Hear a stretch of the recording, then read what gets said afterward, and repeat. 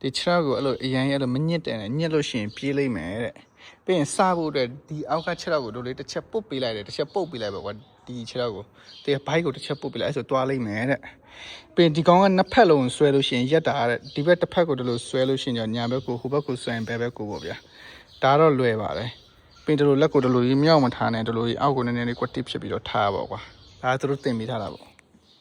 ဆိုတော့ကျွန်တော်ရဲ့မြင်းနာမည်ကပီတာဖြစ်ပါတယ်ကဲဟုတ်ကဲ့အားလုံးပဲမင်္ဂလာပါဂုံဘလော့မှာကျွန်တော်ပြန်လာပြီးကြိုဆိုလိုက်ပါတယ်ကျွန်တော်လောလောဆယ်ကတော့ကျွန်တော်ဘယ်နေရာကိုရောက်နေတာလဲဆိုရင်ကျွန်တော်ရဲ့ဘဝမှာပထမဦးဆုံးမြင်းစီးဖို့ရောက်နေဖြစ်ပါတယ်ကျွန်တော်မြင်းနောက်မှာတော့ကျွန်တော်ထိုင်ဘူးတယ်ပေါ့နော်အဲ့လိုမြင်းရဲ့နောက်မှာလဲဖို့မြင်းရဲ့နောက်ကလဲဖို့မှာတော့ထိုင်ဘူးတယ်ဒါပေမဲ့ကိုတိုင်းအဲ့လိုမြင်းကောင်ကြီးပေါ်မှာထိုင်ပြီးတော့မြင်းစီးရတဲ့ experience တစ်ခါမှမရှိဘူးပေါ့နော်ဆိုတော့ကျွန်တော်ဒီနေ့ကတော့ကျွန်တော်ရဲ့ပိတ်ရလဲဆိုတော့မထူးဒီနေ့တည့်မှာတစ်ခါတည်းမနေ့ကတစ်ခါတည်းဒီတိုင်းပဲဘာလို့ရမယ်မသိတော့မထူးလို့ house riding သွားမယ်ဆိုပြီးတော့ရောက်လာဖြစ်ပါတယ်ဆိုကျွန်တော်တို့အခုရောက်နေပါပြီဒီကိုကျွန်တော်တို့ရောက်နေပြီဒီမှာဒီ farm ရဲ့နောက်မှာပေါ့နော်ဒီက100ကျော်လောက်ရှိရလို့တော့ပြောတယ်ကျွန်တော်တနားရီအတွက်လို့တော့ပြောထားတယ်ပေါ့နော်ဆိုတော့ကျွန်တော်ပြပါမယ်ကျွန်တော်အထဲမှာဘာတွေလောလောဆယ်တော့ဒီမှာတော့သူတို့အကုန်လုံးမွေးထားတယ်အချက်တွေရှိတယ်ခဏဝါတွေရှိတယ်အကုန်ရှိတယ်ဘာတွေတော့မသိဘူးဆိုတော့ကျွန်တော်တို့တရားဆိုင်းထိုးရတယ်ပေါ့နော်ဘာလဲတော့ကျွန်တော်လည်းမဖက်ဘူးတဖူးဖူးဖြစ်တယ်ဆိုရင်အဲ့လိုမျိုးဆိုတယ်ကဲအခုကတော့ကျွန်တော်တို့ကဘာပြဿနာဖြစ်သွားလဲဆိုရင်ကျွန်တော်တို့မတိလိုက်တာကဒီမှာသူတို့က cash only ပဲရတယ်တဲ့ဆိုတော့ကျွန်တော်မှာကကျွန်တော်တို့က cash ကမပါလာဘူးဗျာ cash ထည့်တဲ့အိတ်ကအိမ်မှာပဲထားခဲ့ကျွန်တော် cash အိတ်မယူလာဘူးဒီ card ထည့်တဲ့ကျွန်တော်ရဲ့အိတ်ပတ်စံပဲမလာတာဆိုတော့သွားရမယ် ATM သွားမယ်အနီးနား ATM တစ်ခုခုမှသွားပြီးတော့ပတ်စံ cash withdraw လုပ်ပြီးတော့ပြန်လာပြီးတော့မြင်းစီးမှာဖြစ်ပါတယ်ဗျာဆိုတော့မိုက်တယ်ကျွန်တော်အထဲမှာခန့်ရကြလို့ရှင်ပြမယ်ဗျာအထဲမှာဘယ်လိုလဲပါလဲဆိုတော့ let's go ကဲကျွန်တော်တို့ဘန်နေတော့ကျွန်တော်ဒေါ်လာ200ထုတ်လာပါဆိုတော့သူ့ကိုပေးရမှာကျွန်တော်တို့တယောက်ကို60ဗျာ65ဆိုတော့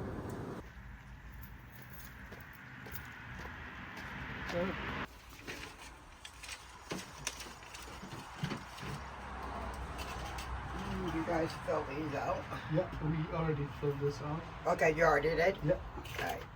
And here is 140. Okay. Yeah.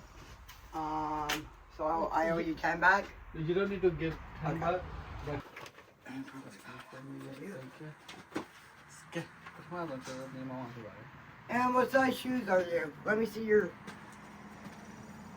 You're okay. You need boots.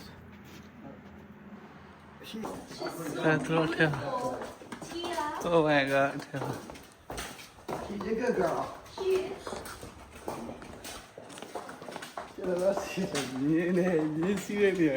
This is the one you're riding. Oh my god.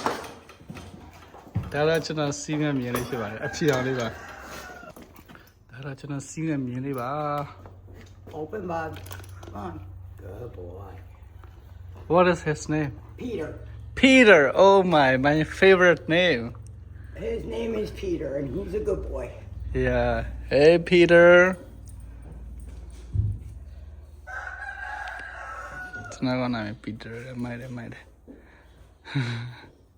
Okay. Just see that. Hello, Mr. Peter. Oh. Chào này.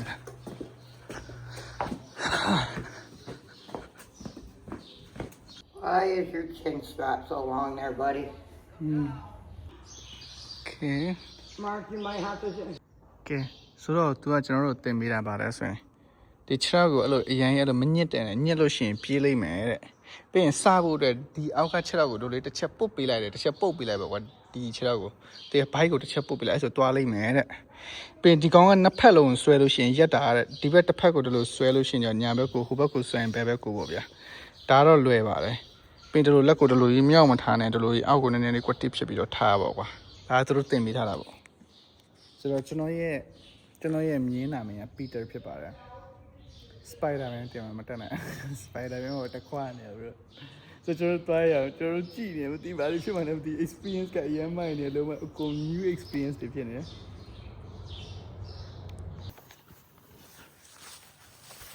ကျွန်တော်တို့ပဲမြင်းလေးမောင်းရင်းနဲ့တောင်ပေါ်တွေရောက်နေတယ်ကျွန်တော်တို့ very ရောက်နေတယ်တော့မတီးရောက်နေတယ်အခုကျွန်တော်တို့မြင်းမောင်းတဲ့နေရာဧက300ကျော်လောက်ရှိရပေါ့နော်ဒီဧက300ကျော်ထဲမှာကျွန်တော်တို့တနားရီလောက်စီးမှဖြစ်ပါတယ်ဆိုတော့အဲ့တနားရီကို$65ဖြစ်ပါတယ်ဆိုတော့တန်လားမတန်လားဆိုတော့ကြည့်နေတယ်ပေါ့နော်ဒါဆိုတော့မြင်းတော့စီးတက်တယ်ကောက်ကိုတယောက်တည်းမြင်းမောင်းတော့ဆိုရင်မောင်းတက်သွားပြီပြအဲ့လောက်ကတော့ experience ရတဲ့ကြည့်တယ်ဘယ်လိုမြင်းမောင်းရလဲဆိုတော့ basic လောက်တော့ကြည့်တယ်ဆိုတော့မိုင်းနေဟိုကျွန်တော်တောင်ထိပ်ပေါ်ရောက်နေပြီ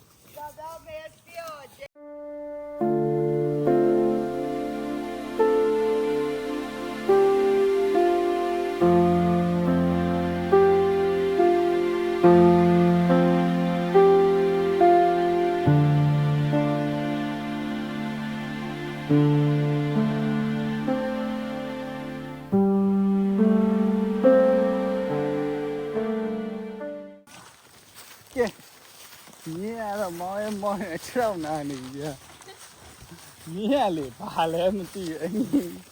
အော်တိုမူချနေသူတို့ပြောတာဘလို့ဖြစ်တယ်လို့ဖြစ်တယ်လို့ဖြစ်တယ်လို့တကယ်တော့ဘာမှလည်းလုပ်စစ်လို့ကြည့်ပြီးအော်တိုမူချဒီရင်ချိတ်ထားလိုက်တယ်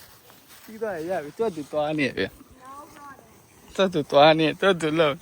အော်တိုမူပဲစားတော့မှဆရာသမားစားရတော့အသေးစားတယ်နော်သူသွားပြီဆရာသမားသွားပြီစားမယ်သွားမယ်တော်သူစားလိုက်သွားလိုက်လို့တယ်အိုးအဲ့လိုပြီးပြီဆိုရင်လို့ဆွဲပြီးရတယ်တကယ်ကြရင်ဒီကောင်ပြေးတတ်တယ်စိတ်ကူးပေါက်မှပြေးတာဒီချောင်းတွေပါကစားပေးပြေးတယ်ဆိုတော့ကျွန်တော်မြင်းရဲ့နှရခိုင်မှဖြစ်ပါတယ်မြင်းနှရ Oh my god စေအော်တိုမူမြင်းအော်တိုမူနဲ့မောင်းနေတာဖြစ်ပါတယ်ဒါတော့လုံးဝအော်တိုမူဖြစ်ပါတယ်ကဲကျွန်တော်ရောက်နေတဲ့ area လေးကြည့်ပါတော့အရှေ့ဖြစ်ပါတယ်ဆရာသမားစိတ်ထိန်ပါဦးအခုတော့ကျွန်တော်နိုင်မိနစ်40လောက်ပတ်ပြီးတော့ကျွန်တော်ရောက်လာပါပြီ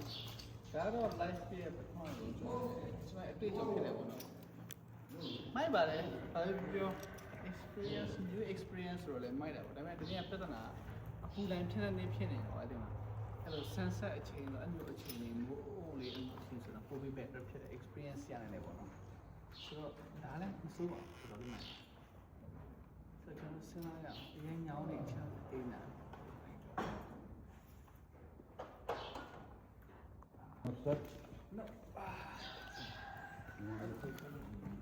Yeah, full speed. So, မြင်းနေရဲ့အသက်ကကျတော့သူကကျတော့အသက်ဝါထိရှိတယ်ပေါ့နော်သူတို့အသက်30ကနေ40လောက်ထိသူတို့အသက်ရှင်နေတဲ့ခုနကကျွန်တော်တို့စီးတဲ့မြင်းကတော့10နှစ်ကနေ12နှစ်ထိပေါ့နော်အဲ့လိုလောက်ရှိတယ်ပြီးရင်ခုနကတော့ပထမဆုံးကျွန်တော်တို့စီးနေတဲ့အချိန်မှာမတွားဘဲနဲ့နောက်ပြန်လှည့်သွားတဲ့မြင်းကကျတော့အသက်30လောက်ရှိပြီတဲ့ဆိုတော့အဲ့လိုမျိုးဖြစ်တော့ねအသက်ကြီးလို့မတွားနိုင်တာလည်းဖြစ်နေတယ်ပေါ့နော်ဆိုတော့တခုထူးဆန်းတာကျွန်တော်ပြမယ်ဗျာကျွန်တော်ရဲ့နောက်မှာရှိတဲ့မြင်းလေးကြည့်ပါဒါတေးသေးမြင်းလေးဒါပေမဲ့ဒီကောင်အသက်28နဲ့တဲ့ဆိုကျွန်တော်မိတာဘာလို့ဒီကောင်အဲ့လိုတေးတယ်ဒီကောင်မြင်းအသေးအမျိုးအစားဖြစ်နေလို့ပြောနေတော့โอเคပေါ့ဆိုတော့မြင်းရဲ့အသေးအမျိုးအစားရှိရဆိုမိုက်တယ်ဗျာဒီကလူတွေကအရင်တဘောကောင်းတယ်လုံးဝကျွန်တော်တို့အကုန်လုံးဘယ်မြင်းကဘယ်လောက်အသက်ကြီးပြီးဘယ်လောက်တေးပြီးအကုန်လုံးသူတို့အကြောင်းတွေဒီမှာရှိရတွေဘာတွေအကုန်လုံးပြပြတယ်ဗျာဒီလားအေးစစ်ပဲဆိုအရင်မိုက်ပါတယ်လာပြီဒီကောင်